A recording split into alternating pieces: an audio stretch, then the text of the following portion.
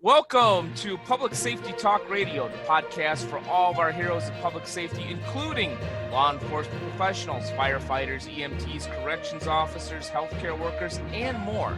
The show is produced by the POCUA and is founded upon its Soundness Initiative. This episode is sponsored by the Finest Service Organization, a provider of line of duty death loan protection through many of our POCUA institutions. Hi, I'm Ken Bader, your host for Public Safety Talk Radio, and I'm excited today. Our guest today is not only a great guest and a podcaster, but most importantly, he was a 911 dispatcher for well over a decade, approximately 13 years, and he's probably going to take me to task that in our intro of all of the great public safety professions we mentioned, we don't mention 911 operators, so maybe we'll have to correct that.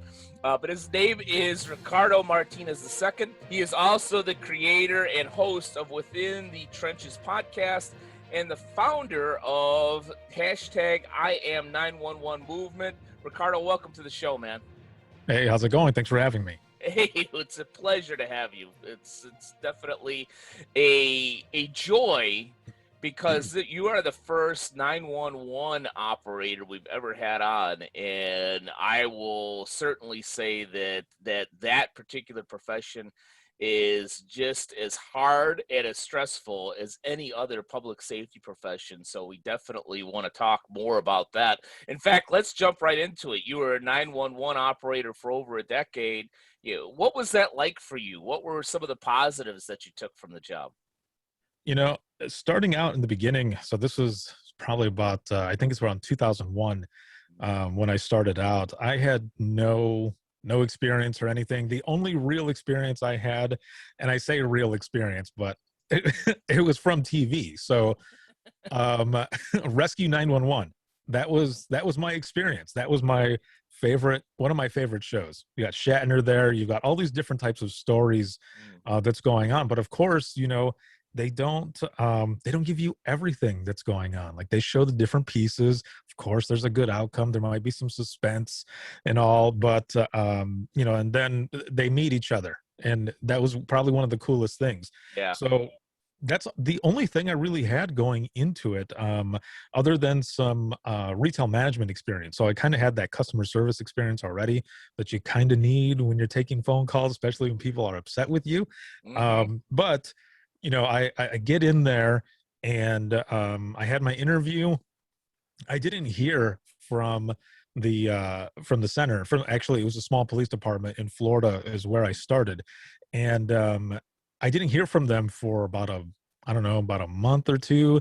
So I thought, it was all over. You moved on. Right. You're like, yeah. All right, I guess I don't have the stuff for this. So, maybe JCPenney is hiring, or maybe I can sell some Craftsman tools at Sears. Yeah. And so I was thinking, that's as far as that career was going to go. And then, one day my grandmother runs into the room where I was napping, and she woke me up, and she was saying, the police are here, but she's telling me this in Spanish. She's yelling at me. And then she asked me what I did. And I said, I didn't do anything. At least I don't think I did, And so then I go out there, and it's the chief of police. And because I didn't live far from the police department, so he's there. I asked him, what was going on, and he asked me if I still wanted the job, and I said yes, of course. I thought, I screwed the pooch somehow in my interview, that I did something wrong, and he goes, no, the background is pretty extensive that we have to do, Yeah. and you checked out. So I thought that I would start in a couple of days, maybe next week, because it was towards the end of the week already. And so I asked, when do I start? And he goes, well, you start tonight. And I just kind of stood there, and he goes, you still want the job, right? And I said, no, I do. Let me go to sleep. Because the way they had it set up there is we switched schedules every 2 weeks. So I was going in for midnight shift, which was going to be 10P to 6A. The following 2 weeks would be 6A to 2P, and then 2P to 10P. Every 2 weeks we changed like this. When you were on midnight shift, you stayed there for like a month, if I remember correctly. So I go in that night, I meet my trainer, and I observe him take a 911 call, and then he turns and he says, okay, you're next. What? Wow, trial by fire, man. That was going to Yeah. be one of my questions. What kind of training did you get? Yeah, or did they just hand you a phone and say, "Hey, welcome to the job. Start Right. answering, Yeah. man."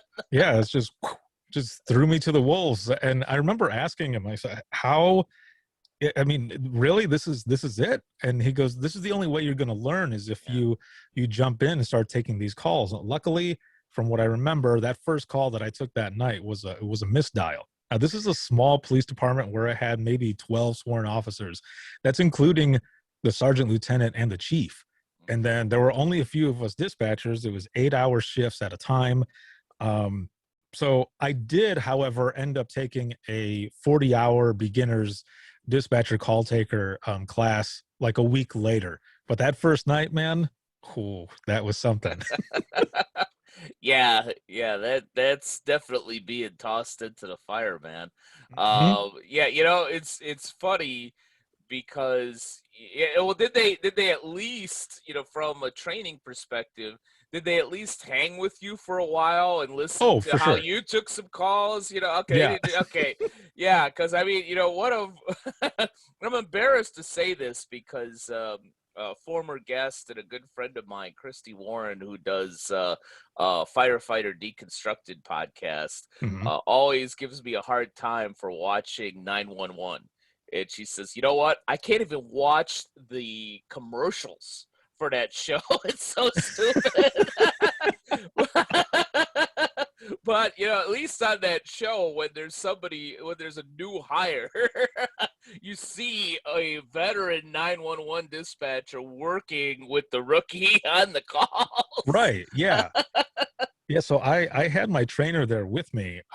He was maybe in his early to mid 70s. He was a well seasoned dispatcher and call taker. And I remember specifically when we were training, I would always get there about 15, 20 minutes early just to get briefed on everything. And he would come in and he would rip the door open and he would yell, "Boogity, boogity, boogity."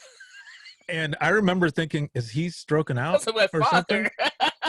Yeah. And I was like, what is that all about? And then I remember seeing a NASCAR commercial like a month or two later, and they were doing that. And I thought, oh, he's not he's not convulsing when he comes in.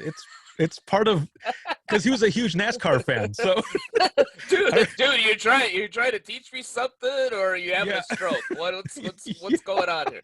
It was hilarious. He would do it all the time. Such a good dude. Like he was stern and everything, but at times, but he was a really good guy. And he was with me throughout that whole time, showing me all the different stuff. Like we had this huge radio, and this is 2001, but this radio is enormous and it's got like a gooseneck microphone. Mhm.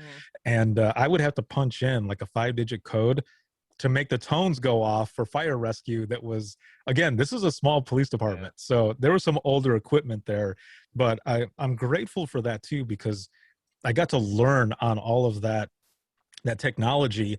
And it definitely made me appreciate the newer technology that came in when I ended up leaving from Central Florida, where I started, You to didn't where you I didn't have to do ended. the rotary anymore. No. But actually, you mentioned Rotary. When I ended up leaving, when I moved back home to Southwest Michigan, is where I'm originally from.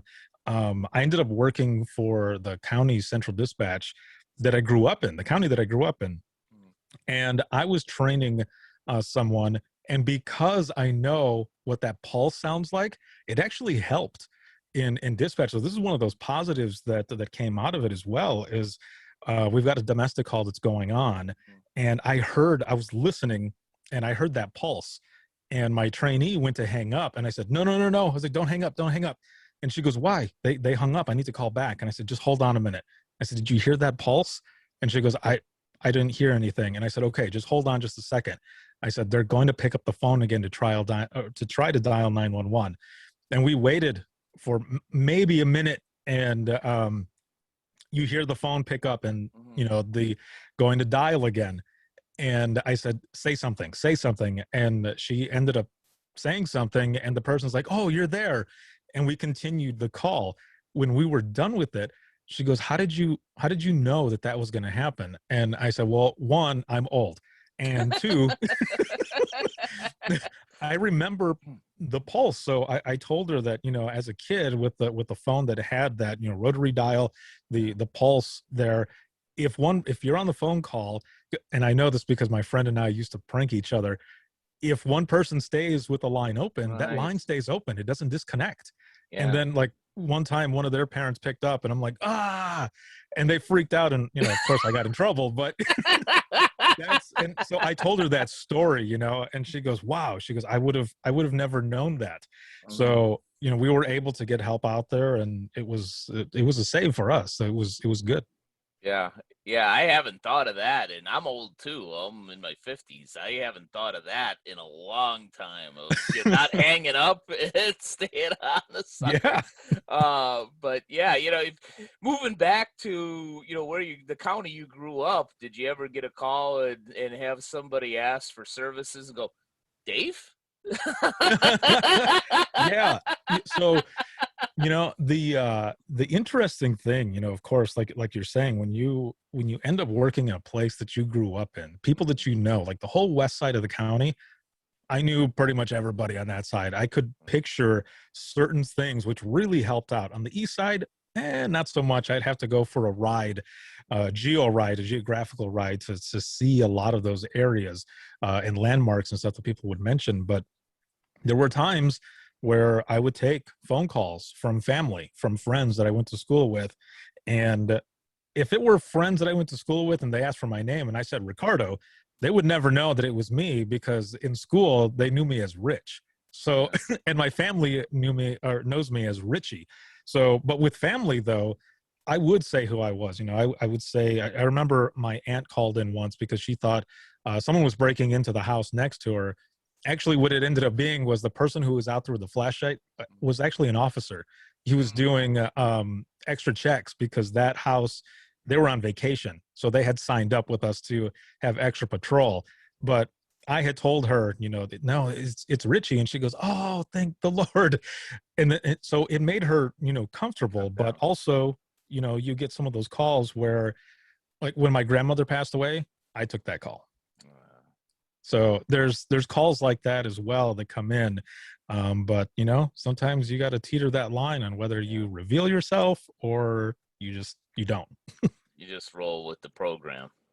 Right. Yeah. Because there's that possibility that the person, and mostly with like friends that I knew from high school, either they're going to feel comfortable and tell me everything that I need, or they're going to clam up because now it's someone that they know who knows their business. Yeah. Yeah, Hmm. exactly. Do you getting a little bit off the subject line, but still obviously still on it. Either looking back at that 70-year-old professional that trained you originally, or the work that you did for well over a decade. One of the things that I hear in public safety is the phrase empathy fatigue, that eventually, whether it's a cop out there or somebody on a 911 desk or anywhere in between, even ER nurses, I've heard this from, that you get this empathy fatigue because you've seen so much, and you just it's not that you don't care, it's just that that's kind of shut off. Did you witness that at all? Is there any truth to that even? I've heard the same thing. There've been stories that I've heard of the same, type of nature and all. With the trainer that I had, like I said, he was a little more stern with, I mean, just even in his voice and explaining certain things. But when he got on the phone, that that firmness in his voice, it was more. It wasn't, like that jaded or not really Right. caring or whichever. It was more of just trying to keep control of that call and get them that help out there. So with him, um, never really saw that with him or any of the other dispatchers that I worked with, because when I first started working at the county that I grew up in, there in Allegan County in Michigan, Hmm. I started out with, when I was done with my training, I started out with a group that had been there for years, and they were They were the coolest women I could have ever worked with. It was like working with the Golden Girls, man. It was awesome.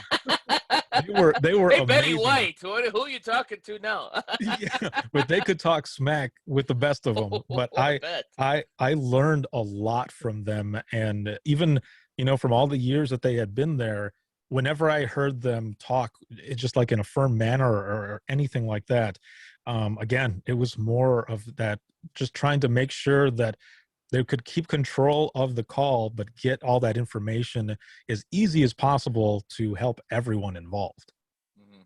Yeah, yeah, including the first responders. They want to Hmm. know what the heck they're running into. In fact, as I've said on this show before, one of the many hats that I wear is I cover true crime for Podcast Magazine. So I watch and listen to a lot of true crime. And there Nice. was there was one particular story, I think it was on Dateline last week, where somebody had gotten murdered, but somehow the 911 operator got confused, thinking that it was a heart attack, and so reported it that way out to first responders. And police are showing up thinking that they're that they're going to fight a heart attack victim, and they're like, there's blood everywhere and glass. This Yeah. isn't a heart attack. So Yeah. to your point, it's kind of important to know what the heck is going on. Right. Yeah, exactly. Now, a word from our sponsor, the Police Officers Credit Union Association. The POCUA can suggest a credit union that serves public safety professionals in practically every state in the country. One state we definitely have covered is Colorado. Rocky Mountain Law Enforcement Federal Credit Union has been serving members of Colorado law enforcement and their families since 1938. They're more than a bank. They're a community united by the thin blue line. For more information about Rocky Mountain Law Enforcement Federal Credit Union, go to www.rmlefcu.org or call 303-458-6660. To find an institution to serve you in any of the other 49 states, go to policecreditunions.com. And always remember, if you aren't banking with a POCUA credit union, you're just working with an institution that just so happens to serve public safety professionals, and you deserve better. And sometimes when those calls come in, there's and this is especially true for when you're listening. So on our end, when calls come in and all you hear is screaming, you're trying to piece together this puzzle in your head of everything that is going on, and it can go either way. So either the way, like like you're saying, like on Dateline, how they had put that out there, or everything that we're hearing, the crashing, any sound, like we have to listen to everything in that environment of what's going on without anyone actually telling us, piece it together, put it into the CAD, computer aided dispatch, that narrative, so that the officer who's going out there gets it on their laptop. It could be, we could be imagining something that's way worse than what it is. They could get out there and it could have been an open line, and it was a couple with their dog, a puppy or something. They got out of control and they're Sure. playing with them and they knocked over the phone. But what we're hearing is all kinds of chaos. So it goes both ways. Well, but I would assume, I mean, we have an affinity for all public safety professionals, but Hmm. we have a little bit of deeper history with law enforcement and the POCUA.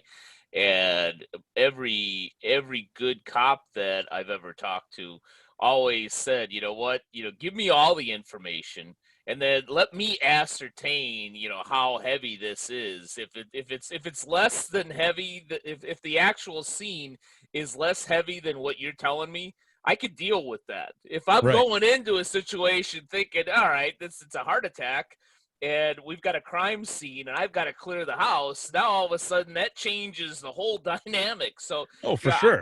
I would think too, if you're hearing somebody on the phone that is in distress or a domestic dispute or something like that, and you hear 2 or 3 voices in the background, that's gotta raise your radar up a little bit. That all right, For we've sure. got we've got possibly multiple perpetrators or a family incident, which frankly is even worse.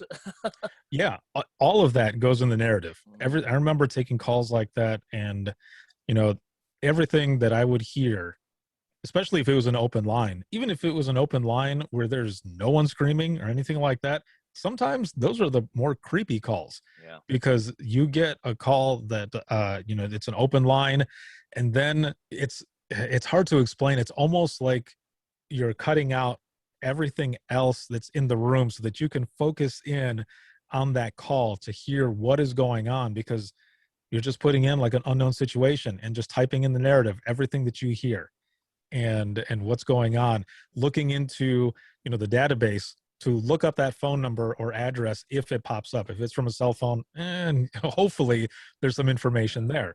But you're adding all of this information as much as possible. So just like as you're saying, when you go out there, you know exactly what is going on, or at least as much as we know, because that's what we're hearing as well. Yeah. Yeah, this is really interesting given that you're the first 911 dispatcher that we've ever talked to on this particular show. Hmm. And it's interesting to me. Heck with our audience. It's just interesting to me to keep digging into to that particular job and the nuances of it. But to switch gears slightly, let's talk a little bit about your podcast. Sure. You're the host and the creator of Within the Trenches, and you've had 911 calls from not only the United States but Australia and I think the United Kingdom, definitely other countries. Tell us more about the podcast, and actually, is it 911 in Australia and the UK? Is it some other number that you press? Because I always thought 911 was more of a U.S. Solution, if you will. Yeah, so the 911 is used in a few different places. Canada is 911. I believe Mexico finally adopted 911 as theirs as well. Australia is 000. New Zealand is 111, and then in the UK it's either 999 or 112. So there's a bunch of different ones out there. But the start of the podcast. So the podcast is called Within the Trenches, Correct. and when I started this, it actually started from me being burnt out in 911. This is like 6 years into the last dispatch center that I was in. I loved the job, loved it. There was just a lot of county politics that were going on. We were so short staffed, which everyone is still. I mean, this is this is to now 2006, I think, 2007 when I'm at Allegan County, and we were short staffed enough that no one could take any vacation time. No one. We were constantly getting um, forced in for overtime. And if you volunteered for that overtime, your name would go to the bottom of the list. But it was bad enough that when we would go in for that volunteer time that we had taken, we were getting forced in for more shifts as soon as we got there. Mm. That's how bad that was. It was getting burnt out, man. Oh yeah. And so I was trying to figure out how to, excuse me, how to rekindle, reignite that love for 911, like just that passion for this industry and all. And it's when I went back to school. So we're now going into like about 2010, and I'm in school, and the podcast started as a college project. Mhm. So every project that I did in school and college, I did public safety, because what I noticed was that people just they don't really understand what 911 is all about, the types of calls that are taken. That I'm not just there answering the phone, that there is way more that is going on. That when someone calls in on their worst day, Mhm. that is pretty much my everyday, because we're taking all these calls.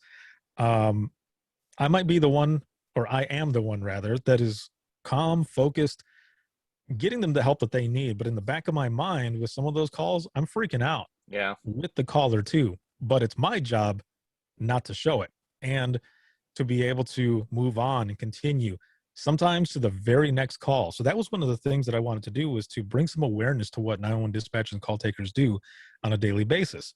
So in school, in my digital storytelling class, they wanted us to tell a story. We had to do either animation or still pictures, but we had to add music as well as a story, narration to it. I had already been playing around with the idea of sharing dispatch stories. I got a couple of coworkers to help me out with it. And I just asked them a few questions that I still work with today with the podcast. And it was how you got into dispatching, your best call, your worst call, and why you do what you do. And I put that together in, I think, maybe a 2.5, 3 minute video. And I submitted it as my project. And I ended up getting an A, which was awesome. But I was gonna say, if you got anything less than an A, I'm disconnecting the record button right here, and I'm throwing the episode into the garbage file. Yeah, But right. you got Yeah, an A, so I'll continue talking to you. Go ahead. yeah. So I got an A, which was great. But more importantly, the fact that it kind of blew their mind. They being the professor and my classmates, and I thought, I think I got something here. So they had us blogging different things. For me, it was therapeutic to share my stories. I was one of those dispatchers who held in those calls for a long time, which I found out was not the right thing to do, because I, kind of turned into an ass at home because I wasn't able to get a lot of this out. So I'm sharing these stories in blog form, and then I end up getting introduced to podcasting and fell in love with the form of storytelling. And I thought, if I can bring other dispatchers on and have them share their stories in their voice, it'll be that much more powerful. And if it's therapeutic for me, it might be therapeutic for them as well. So that's how all of this came about. I mean, when I started out the podcast, it was my laptop and just some headphones. And then I finally was able to get some money to get this speaker that had the ability to add microphones to, and I did episode 1. And it doesn't sound that great, but it ended up getting a lot better. So, it started out that way, humble beginnings with a Kickstarter campaign, crowdfunding, and then a company that I ended up working for later on, who's a 911 solutions company. They found me from the podcast and had been supporting me ever since. So that's how all of that started. Yeah. As my colleague and friend Steve Olsher, who started Podcast Magazine, will always say, episode 1 is always better than episode none. So That's true. Yeah. I've been podcasting since 2015, and I do and it's only on YouTube. It's called The Best of Cool Culture Corner. It's a takeoff of a podcast that I started basically on a whim in 15-16 called Cool Culture Corner. And I deliberately go back to all the early episodes and try to apply it to, the unrest and pandemics and things that we're dealing with today that we didn't 4 or 5 years ago. And I have to listen to those early episodes. And every single time almost, I'm like, God, that was bad. Did anybody have? I look at the listens. Like, did I even get 2 listens? Yeah, it's interesting to go back, right, and kind of reflect on where you've been, how far you've come, and just everything in between. Like, man, this has been an amazing experience. Thank you for watching part 1 of Within the Trenches, our conversation with Ricardo Martinez II. Part 2 of Within the Trenches will air next week at the same time. Public Safety Talk Radio is produced by the POCUA. The POCUA is a consortium of financial institutions serving law enforcement as well as other first responders and public safety professionals. To learn more about our association and to find one of our credit unions or service providers near you, go to www.policecreditunions.com. And always remember, if you aren't working with one of our POCUA credit unions, you're just banking with an institution that just so happens to serve first responders. As a public safety professional, you and your family deserve better. find a POCUA credit union today.